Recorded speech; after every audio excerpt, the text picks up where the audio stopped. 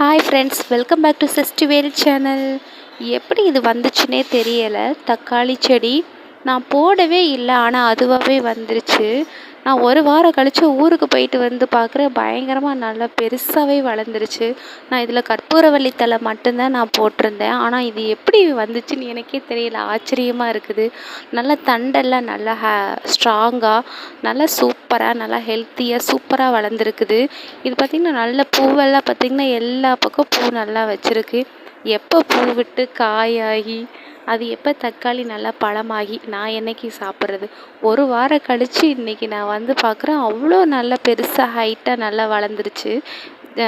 நம்ம துளசி மாடை பக்கத்தில் தான் இருந்துச்சு. நான் கூட ரொம்ப சிறுசாக இந்த மாதிரி குட்டியாக செடி இருக்கும்போது, சரி ஒருவேளை நம்ம துளசி செடிக்கு செவ்வந்தியெல்லாம் நம்ம பூ வைக்கிறோம்ல, அதுதான் வந்திருக்குமோ அப்படின்னு நினச்சிட்டு நான் கவனிக்காமே விட்டுட்டேன். அது பார்த்திங்கன்னா நல்லா பெருசாக தக்காளி செடியே வந்துருச்சு.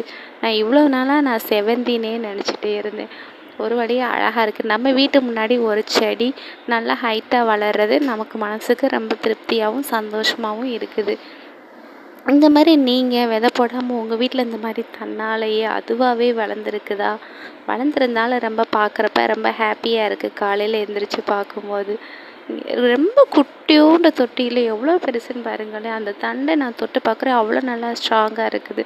இந்த வீடியோ உங்களுக்கு பிடிச்சிருக்கா? லைக் பண்ணுங்கள்.